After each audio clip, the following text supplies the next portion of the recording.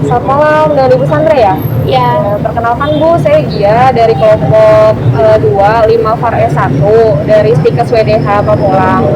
Boleh dijelaskan dulu Bu, sekarang Ibu bekerja di mana dan posisinya sebagai apa? iya saya Sandra, selaku apoteker penanggung jawab di K24 Rawabuntu. Saya sudah bekerja di tahun Februari 2021, sudah mau 2 tahun berarti. Sudah mau 2 tahun ya. Sebelumnya izin interview dulu nih Bu, saya mau Ya. menggali terkait informasi ya tentang APJ untuk memenuhi tugas saya di pemasaran farmasi. Boleh di-sharing nggak Bu ke kami awal mulai Ibu jadi APJ itu bagaimana? Mulai APJ sebenarnya sebelumnya udah pernah satu di PBF, kemudian ini baru di Parapotekan. Nah, di apotekan ini terjadi APJ, kebetulan memang di K24 Rawabuntu tersebut itu lagi mencari posisi APJ dan ini kebetulan dari franchise, jadi dari pembukaan dari awal, jadi udah recordingnya dari awal. Untuk setelah ininya kebetulan rezekinya aja sih, kebetulan dapat jadi APJ di Rawabuntu gitu. Kalau tugas dan fungsi APJ sendiri tuh selama Ibu bekerja di apotek itu apa aja Bu? Tugasnya kalau sebagai apoteker penanggung jawab itu satu, kita mengatur SDM-nya dulu terlebih dahulu, manajemen SDM-nya. Kedua, kita memastikan kan obat yang kita pesan itu sudah dijamin aslinya.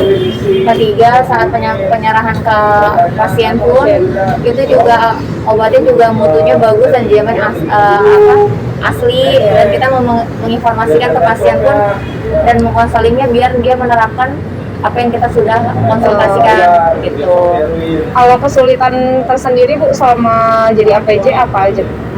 Kesulitannya paling lebih ke manajemen SDM, terus juga kebetulan sama stok sekarang pada yang trendy, terus juga paling yang kita harus mengupdate ilmu-ilmu yang lagi di farmasi ini gitu, yang berita-berita apa sih yang lagi viral gitu ya, kayak gitu, kayak tentang sirup gitu ya Bu? Ya.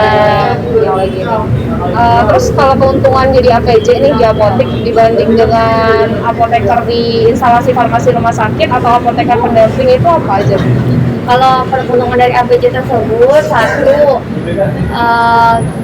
kita jadi belajar untuk jadi leadership, terus jadi entrepreneur juga, terus juga keuntungan lainnya dibandingin APJ lainnya atau di IPRS itu, karena kita di sini kayak misalkan kayak suatu saat nanti akan jadi owner juga gitu, jadi owner, jadi APJ, jadi kita bisa mengatur semuanya gitu.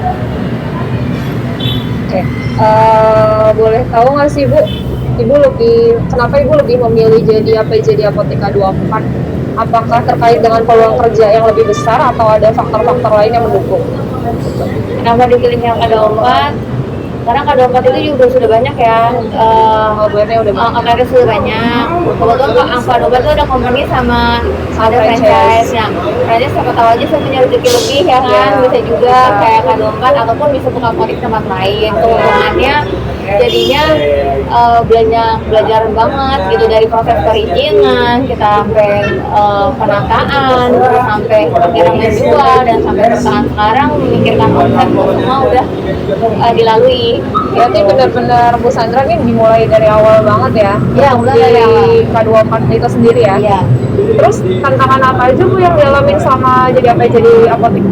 Tantangannya paling pengaturan stok, terus sudah itu juga pengaturan manajemen barang yang cepat keluar atau enggak, fast moving, tinggal moving, terus mengatur gimana caranya barang edit biar nggak terlalu banyak, mengatur SDM-nya, mengatur SDM antara asosiat dengan atau asisten apotekernya, terus kita berinteraksi komunikasi dengan PSA terjalinnya bagaimana gitu.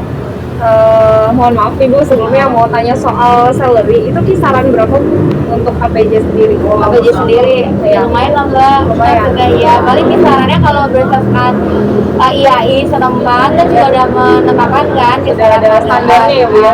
Itu gajinya gitu, kisaran pendapatan salarinya itu 5 ke atas deh gitu. 5 ke atas ya, kisaran segitu. Bu, kalau seandainya kami nih dari mahasiswa mau jadi APJ seperti Ibu, kita harus punya keahlian apa aja sih Bu?